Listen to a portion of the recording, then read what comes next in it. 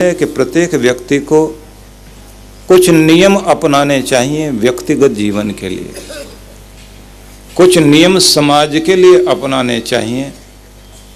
उन सबको 5-5 कहा गया। भगवान महावीर स्वामी ने 5 नियमों को 5 महाव्रत कहा।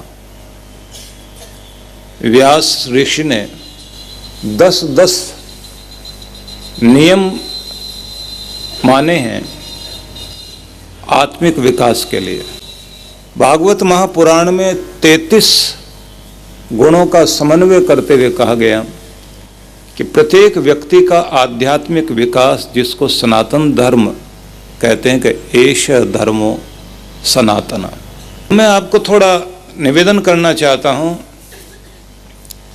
मनु महाराज जैसे कहते हैं कि 10 धर्म के लक्षण हैं, उनमें 5 व्यक्तिगत हैं, 5 सामाजिक हैं। तो एक चीज वो स्वयं के लिए बोलते हैं, एक समाज के लिए बोलते हैं।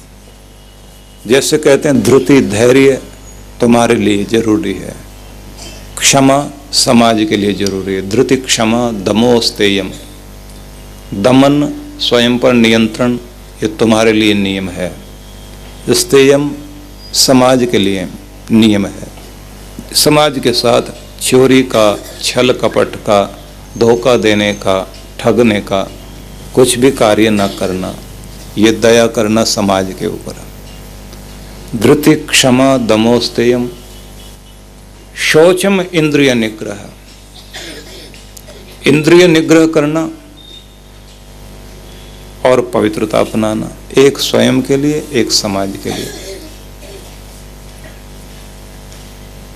धीर विद्या सत्यम अक्रोधो, यहां भी कहा गया है कि बुद्धि और विद्या, तुम्हारी बुद्धि ये सुबुद्धि रहे, ये धर्म है, इसका कार्य करो। और विद्या अपना और समाज का कल्याण करने के लिए अंधेरे में न पड़े रह जाओ, ये जरूरी है। सत्यम अक्रोध हो, स्वयं के लिए सत्य और समाज के लिए अक्रोध। अक्रोध से मतलब हो गया क्रोध रहित होना, बदले की भावना, चोट पहुंचाना, दुख देना। यहां ये ध्यान रखना,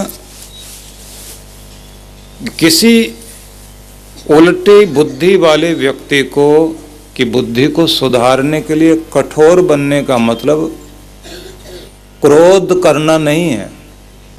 मतलब रोष आएगा आपको, और राम जी को भी धर्म युद्ध करना पड़ेगा रावण के साथ।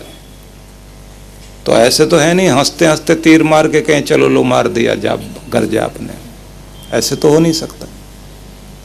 लड़ाई लड़नी पड़ेगी, उसमें तो आपको रोष आएगा, बच्चे को सुधारना पड़ेगा, गुस्सा करना पड़ेगा। प्रशासन चलाना है, प्रशासन तो गर्मी से चलेगा, इसलिए नियम है। प्रशासन में नियम पालन करने में जो व्यक्ति कठोर होगा वो सफल होगा। दुकानदारी में जो आदमी जितना नरम होगा उतना सफल होगा। इसलिए ये जो कहते हैं ना, राजकारी गर्मी की, दुकानदारी नरमी की और दलाली बेशर्मी की, तो वो नियम तो अपनी जगह काम करते हैं। जिसने दलाली लेनी है तो बेशर्म बनना ही पड़ेगा, सीधा बोलना पड़ेगा, पहले मेरे पैसे तो निकालो, आपका काम हो गया ना। दान दक्षिणा और भाड़ा उसी समय मिल जाए तो मिल जाए, बाद में आदमी का मन बदल जाता है। किराया भी जो है बहाने बनाने लग जाता, कल देख लेंगे, परसों देख लेंगे। तो व्यक्ति को उस समय ढीठ बनना पड़ता है।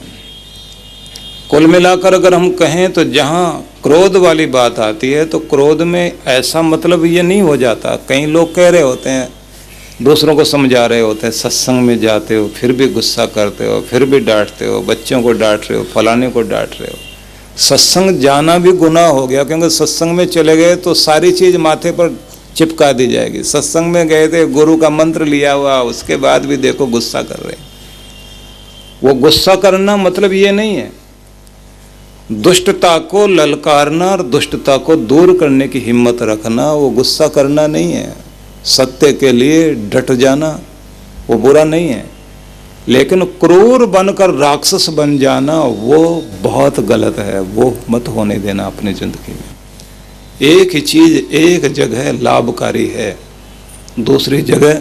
सुल्ताना डाकू ने जैसे अपनी माँ का कान काटकर, फांसी होने से पहले उसने माँ का कान काटा और ये कहा कि आज मुझे फांसी मिल रही है तेरे कारण माँ, क्योंकि जब पहले दिन चोरी की थी मैंने, तेरे हाथ का एक थप्पड़ पड़ जाता मुझे जोर से तो चोरी कभी ना करता। तो उन्हें चोरी करने पर शाबाशी दी थी और तरीके बताए थे कि आदमी की आंख की तरफ देखते रहते हैं तो चुपचाप सामान उठा ले जाते हैं। ऐसा तरीका सीख के आदमी ये समझे कि मेरी तरफ देख रहा और चुपचाप पीछे पीछे सामान उठाते रहो, कि तूने ये सिखाया था मुझे उस समय, कि उससे मैं चोर, बड़ा चोर और फिर डाकू बना। जरा विचार कर देखिए, कहीं हमारी कठोरता भी हमारी जिंदगी के लिए सुधार बनती है और कहीं हमारा क्षमा कर देना भी, जैसे पृथ्वीराज चौहान ने क्षमा किया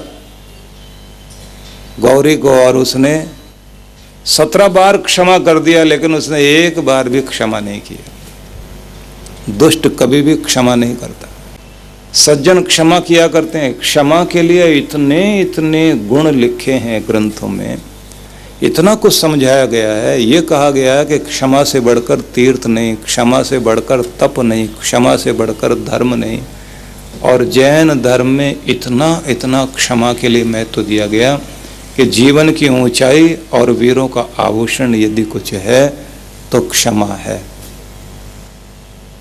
और क्षमा पर्व मनाया जाता, क्षमावणी बड़ा महत्वपूर्ण पर्व है और ये मनुष्यता की गरिमा है। ऐसे पर्व मनाए जाने चाहिए, लेकिन इसका मतलब ये नहीं है कि जहाँ जहाँ हम लोगों ने इतिहास में क्षमा करके भूलें की, भारत ने हमेशा इन चीज़ों पर ध्यान नहीं दिया। हमारे फौजी फील्ड में जीत कर आए और हमारे नेता टेबल पर बैठ के हार गए। बहुत उदार बन गए, दयालु बन गए। समझौते की टेबल पर जब बैठे तो बहुत उदार बनने की कोशिश करते रहे और कूटनीति के शिकार हो गए। इसलिए हिंदुस्तान ने कभी किसी पर हमला नहीं किया, लेकिन ये भी बात ध्यान नहीं रखी कि अगर कोई हमला करेगा तो यहाँ मुंह तोड़ जवाब दिया जाएगा। तैयारी करके पहले खड़े रहना चाहिए। दुष्टता को ललकारने की हिम्मत ना हो तो व्यक्ति की जिंदगी क्या है? फिर तो वो रीढ़ वाला इंसान नहीं हुआ, केचुआ हुआ। ये दुर्भाग्य की बात है। वीरांगनाएं होती थी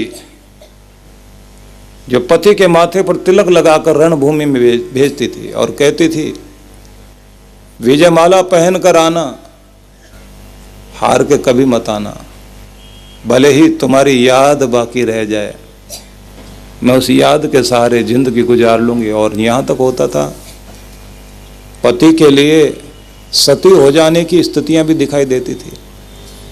हालांकि वो सती प्रथा एक विडंबना थी और नहीं होनी चाहिए, लेकिन मैं ये कहना चाहता हूं कि वो वीरता वाली बात पुरुषों में महिलाओं में दोनों रूपों में दिखाई देती थी। तो मैं प्रार्थना करूंगा कि जो गुण धर्म बताए गए हैं, धैर्य रखना चाहिए लेकिन कहाँ और कितना, क्षमा करनी चाहिए कहाँ और कितनी, संतोष करना चाहिए कितना और कितना नहीं। इतने सब्र वाले मत बन जाओ कि आप जितनी पढ़ाई पढ़ ली बस सब्र कर लिया काफ़ी है, जितना कमाना था कमा लिया काफ़ी है, जितनी सेहत बन गई ठीक है काफ़ी है, जितना दान पुण्य कर लिया बहुत है, क्या करना आगे। नहीं, कुछ चीज़ों में सब्र करना अच्छा और कुछ चीज़ों में सब्र करना नहीं अच्छा। हम लकीर के फकीर ना बन जाएं।